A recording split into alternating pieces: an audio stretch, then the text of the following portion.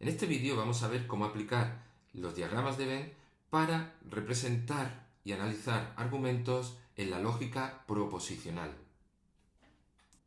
Una diferencia clave entre la lógica de clases y la lógica proposicional es la que afecta al tipo de enunciados o proposiciones con el que se trabaja en cada una de ellas. En la lógica de clases se trabaja con proposiciones o enunciados simples, en los que distinguimos entre sujeto y predicado. El sujeto, o el término que ocupa el lugar del sujeto, hace referencia a una categoría o clase de seres vivos, eventos u objetos. El predicado hace referencia a una categoría diferente. Lo que estamos interesados en la lógica de clases es en estudiar la relación entre sujeto y predicado. En cambio, en la lógica proposicional no estamos interesados en la relación que existe entre sujeto y predicado. De hecho, no se distingue entre el sujeto y predicado de una proposición. Lo que se estudia o se analiza es lo que se conocen como proposiciones compuestas, en las que se establecen relaciones entre al menos dos proposiciones simples. Esas relaciones entre las proposiciones simples se establecen mediante palabras como y, o sí. Estas palabras se conocen con el nombre de operadores lógicos o conectores y cada una de ellas implica un tipo de relación diferente entre las dos proposiciones simples. ¿Y qué tipo de relación es la que tratamos de estudiar con la lógica proposicional? Pues relaciones que tienen que ver con el valor de verdad de cada una de las proposiciones simples. Dicho de otra manera, lo que queremos conocer es cuál podría ser el valor de verdad de la proposición compuesta atendiendo a la combinación de los valores de verdad de las proposiciones simples, atendiendo a cuando tengo partido de tenis es verdad o falso y en comparación o unido con me duele la muñeca es verdadero o falso. Por lo tanto, para representar este tipo de relaciones en un diagrama de Venn, lo que tenemos que hacer es utilizar dos círculos, uno por cada una de las proposiciones simples que forman una proposición compuesta. Utilizaremos un diagrama de este tipo para representar cualquiera de las proposiciones compuestas que nos podamos encontrar y que impliquen solo dos proposiciones simples. Se pueden usar más proposiciones simples, pero solo vamos a analizar situaciones en las que estamos con proposiciones compuestas con dos o por dos proposiciones simples. Cuando se analiza con diagramas de Venn los enunciados o proposiciones de la lógica de clases, los círculos representan el sujeto y el predicado. En la lógica proposicional representan la proposición primera, P, y la proposición segunda, Q. ¿Y cómo se distribuyen el espacio de relaciones en este diagrama? Pues debemos atender a las combinaciones de los valores de verdad de P y Q. Entonces lo que representa cada número es si en ese espacio es verdadero o falso. Así tenemos que el área 1 sería la situación en la que P es verdadero y Q es falso. El área o compartimento 2 representa la situación en la que ambas proposiciones son verdaderas. El área 3 representa la situación en la que es verdadera Q, la segunda proposición simple, pero no lo es la primera. Y el área compartimento 4 representa el caso en el que ninguna de las dos son verdaderas. ¿Qué nos falta en este diagrama? Pues introducir el conector, es decir, introducir qué tipo de relación se está estableciendo entre estas dos proposiciones. Una vez tenemos ese conector, podemos entonces tener una representación directa del significado de una proposición compuesta que une dos proposiciones simples. Eso es lo que vamos a ver en las siguientes diapositivas. Vamos a empezar viendo cómo representar los dos tipos de proposiciones compuestas más simples, la conjunción y la disyunción. Fijaros que a la tabla que había generado en la diapositiva anterior le he añadido ahora una nueva columna. Esa nueva columna representa al operador lógico o conector. Los valores de verdad incluidos en esa columna son el resultado de combinar los valores de verdad de las proposiciones simples, es decir, de P y Q, junto con el significado lógico del operador. En este caso estamos ante una conjunción y el significado lógico de la conjunción lo que nos dice es que solamente hay una situación en la que esta frase podría ser verdadera, atendiendo a sus proposiciones simples. Y es cuando esas dos proposiciones simples son verdaderas. Es decir, es cuando tengo partido de tenis y me duele la muñeca. Cuando las dos cosas realmente ocurren o se dan. Fijaros también que la tabla nos permite establecer una equivalencia directa entre los compartimentos o áreas dentro de los diagramas de Venn y las diferentes líneas de la tabla de verdad. En realidad, podríamos trabajar perfectamente solo con los diagramas de Venn. Sin embargo, aquí estoy mostrando ambos para que podáis establecer una correspondencia directa entre las tablas de verdad y los diagramas de Venn. En el caso de la conjunción, como hemos dicho, solo hay una situación que es verdadera. Por lo tanto, lo que debemos ver es cómo representar esa situación, esa situación junto con las que son falsas, en los diagramas de Venn. Lo que vamos a hacer es sombrear todos aquellos compartimentos o áreas que correspondan con situaciones que son falsas. Esas situaciones que son falsas serían los compartimentos, o están representados por los compartimentos 1, 3 y 4. Es decir, cuando tengo partido de tenis pero no me duele la muñeca, cuando no tengo partido de tenis y me duele la muñeca, o cuando no ocurre ninguna de las dos cosas. Esos son los diferentes compartimentos que tenemos aquí representados. Sombreamos todo y solo dejamos el que es verdadero, es decir, el que representa el significado verdadero de esta frase, que sería el área 2, que es la conjunción o intersección entre P y Q, entre la verdad de P y la verdad de Q, cuando se dan ambos. Fijaros que antes hablábamos, cuando representábamos con los diagramas de Venn la lógica de clases, hablábamos de conjuntos vacíos. Aquí estamos hablando o utilizando las áreas para representar valor de verdad. Cuando es verdadero uno, cuando es verdadero el otro, cuando son falsos ambas, etc. Veamos ahora cómo representar con estos mismos diagramas la conjunción, la disyunción. La disyunción, en este caso, tiene tres situaciones en las que la combinación de las proposiciones simples es verdadera y solo una en la que es falsa. Esta es una interpretación de la disyunción, una interpretación lógica que es equivalente a lo que se conoce como disyunción inclusiva, no es excluyente. Se tienen que dar, en este tipo de significado lógico, se pueden dar P, se puede dar Q y se puede dar P y Q. Esas tres situaciones harían la disyunción verdadera. Por lo tanto, si decimos para la fiesta compraré vino o cerveza, sería verdad, o haríamos que esta frase pudiese ser verdad si llevamos vino, podría ser verdadera si llevamos cerveza y podría ser verdadera si llevamos las dos cosas. ¿Cómo lo representamos los diagramas de Venn? Pues igualmente lo que hacemos es sombrear aquella situación o aquellas situaciones que son falsas. Y la situación que es falsa está representada por el área 4, donde no está ni P ni Q, porque P y Q están dentro de los círculos. Fijaros de nuevo, como hemos sustituido formas de representar en la lógica de clases por otras que son altamente equivalentes. En lugar de usar S y P, usamos P y Q representando las proposiciones, y en lugar de sombrear los conjuntos vacíos, lo que hacemos es sombrear aquellas situaciones en las que encontramos que no se da o que son falsas.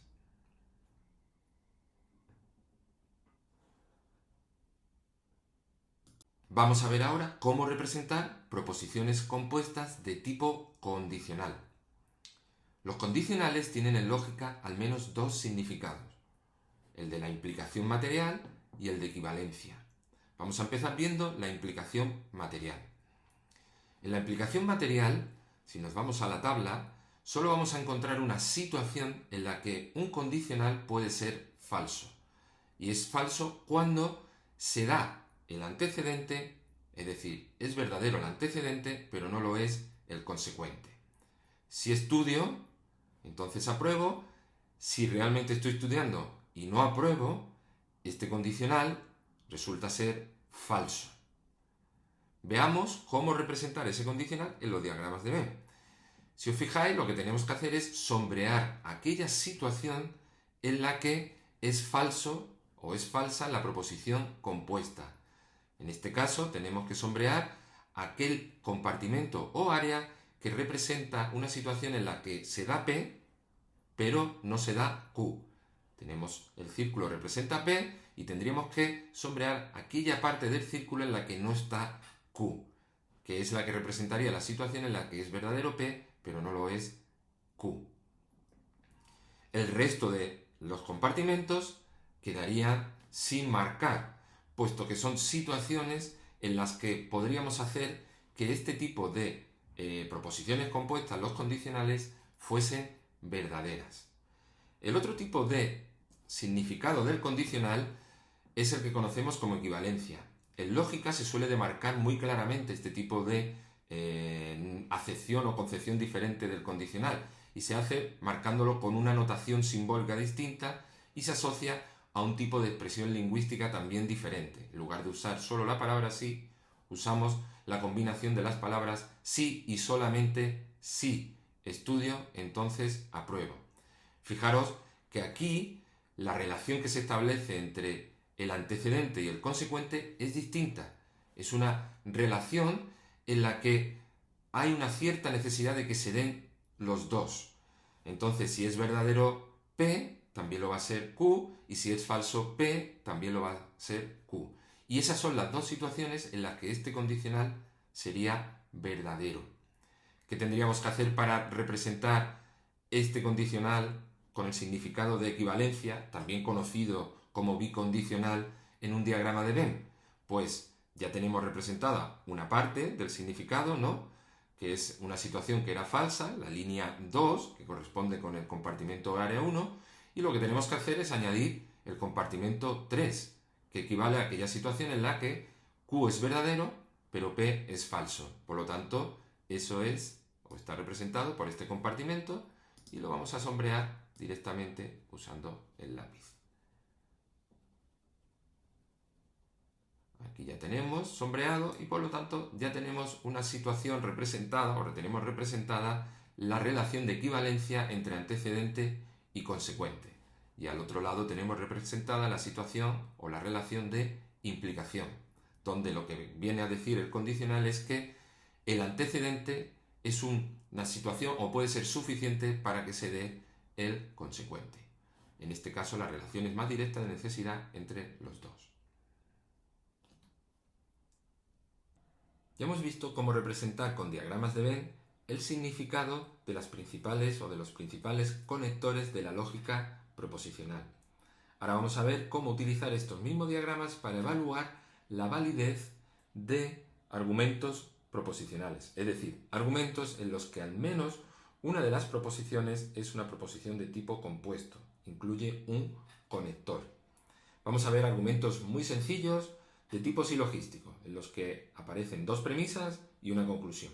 Y lo que vamos a ver es hasta qué punto la conclusión incluye o no información que está en las premisas. Es decir, vamos a estudiar hasta qué punto se extrae esa conclusión de forma válida, puesto que al extraerla de forma válida lo que nos dirá es algo que está implícito en las premisas. Lo vamos a ver y vamos a empezar con un enunciado o un argumento muy sencillo, que es el modus ponens. Es un tipo de argumento que todos usamos con mucha frecuencia y que nos resulta fácil de evaluar, en el sentido de saber fácilmente que el argumento está bien hecho, es válido. Sin embargo, vamos a ver cómo representarlo con los diagramas de Venn.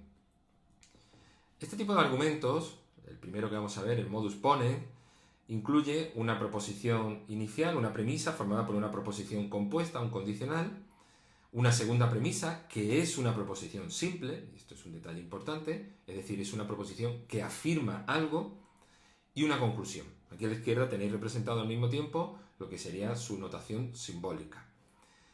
Evidentemente, si leemos este argumento, si estudio entonces apruebo, primera premisa, estudié, y luego conclusión aprobé, pues vamos a llegar fácilmente a la idea de que es válido. Porque a nosotros nos resulta fácil ver que su validez en este caso. Sin embargo, vamos a verlo con los diagramas de Venn, como he dicho.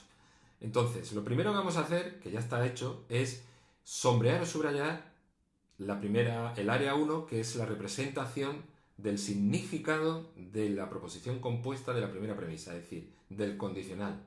Hemos visto que un condicional implica que es falsa una única situación, que es cuando P es verdadero y Q falso.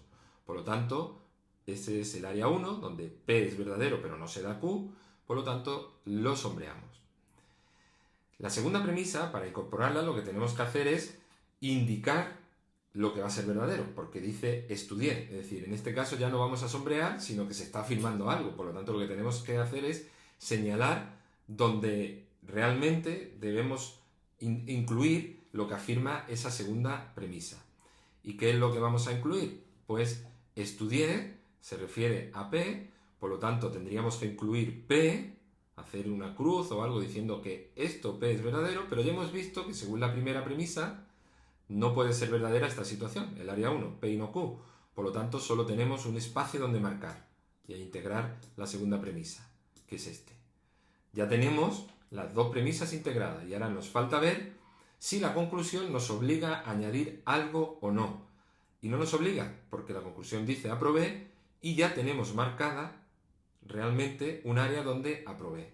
Por lo tanto, este argumento es válido según los diagramas de Venn también, porque no nos obliga a señalar o indicar algo diferente a lo que ya está indicado o marcado cuando integramos las dos premisas. Vamos a analizar ahora un argumento que es inválido. Cuando usamos este tipo de argumentos que son formalmente inválidos, realmente estamos cometiendo una falacia. En este caso hablamos de la falacia de la afirmación del consecuente, una falacia que, según muchos estudios psicológicos, se comete con mucha regularidad. En este caso estamos a un argumento muy similar al modus ponens, la única diferencia es que en la segunda premisa, en lugar de afirmar el antecedente, afirmamos el consecuente.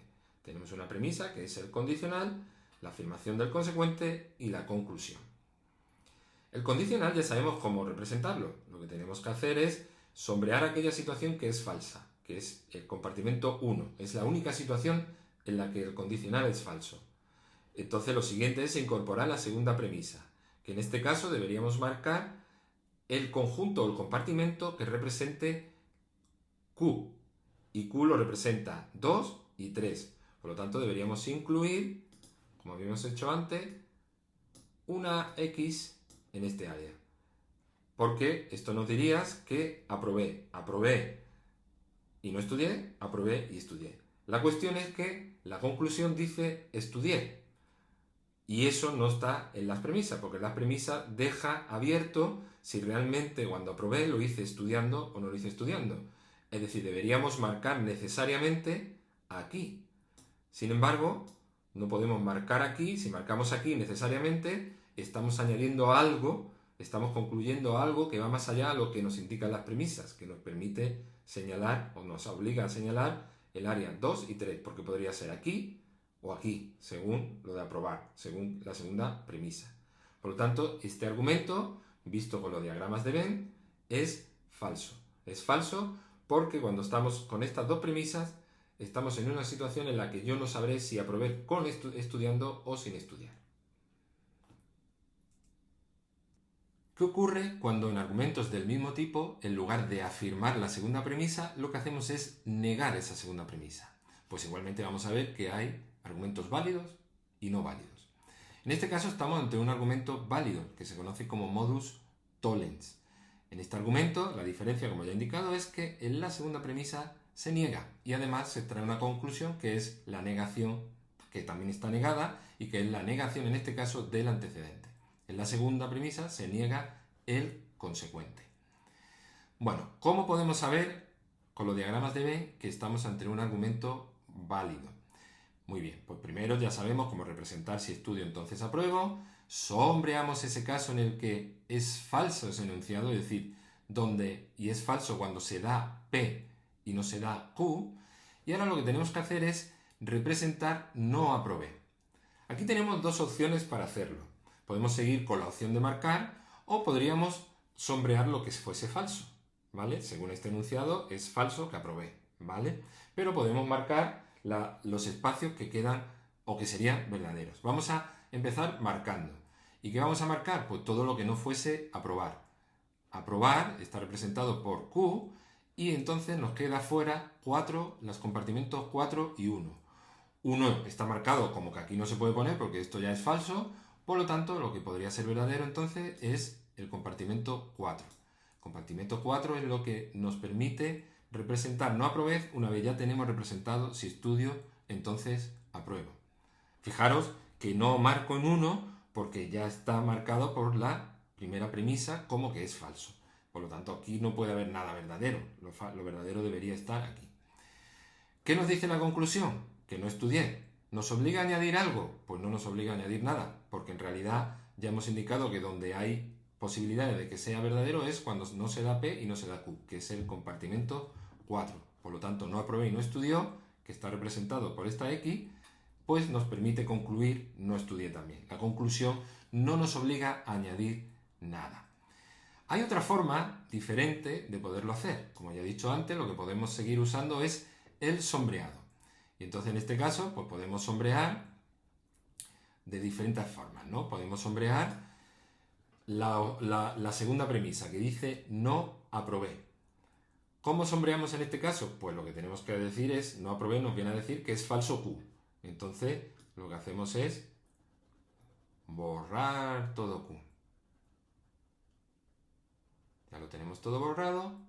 Entonces nos deja libre una opción, una única opción que puede ser verdadero, 4, podemos marcarla o no, como hemos hecho antes, o al mismo tiempo lo que nos está diciendo es que todo esto, todo lo que hay aquí, no se da, no se va a dar. Entonces se dice, la conclusión dice, no estudié, pues es verdad, no estudié porque es falso, porque está 1, 2 y 3, estos 3 compartimentos están sombreados porque son situaciones falsas según esas premisas previas. Por lo tanto, no estudié, es consistente porque en realidad es falso que estudié. ¿Es más intuitivo uno que otro? Pues bueno, dependerá. A mí me resulta más intuitivo marcar, porque las segundas premisas lo que hacen es, de alguna manera, decir si es algo definitivo, verdadero o falso, mientras que de otra forma siempre se abren más posibilidades. Pero cada uno de vosotros podéis encontrar más interesante usar una u otra estrategia. Vamos a ver, para cerrar el vídeo, un caso o un argumento que es una falacia y que implica negación. En este caso, la negación del antecedente. La diferencia con el argumento anterior es que en este caso negamos, en la segunda premisa, el antecedente en lugar del consecuente. Y la conclusión que se extrae es una negación del consecuente. Este argumento no es válido, es una falacia. Y vamos a ver por qué, según los diagramas de Venn, lo es. En primer lugar, ya tenemos claro cómo representar lo que sería la primera premisa. Sombreamos ese caso que es falso para este tipo de enunciados lógicos. Y ese caso falso es donde se da P y no se da Q. El área 1 está P pero no está Q. Nos vamos ahora a la segunda premisa, que es lo que vamos a marcar directamente ahora. ¿Qué tenemos que hacer para marcar no estudiar? Vamos a empezar por la estrategia de marcar directamente.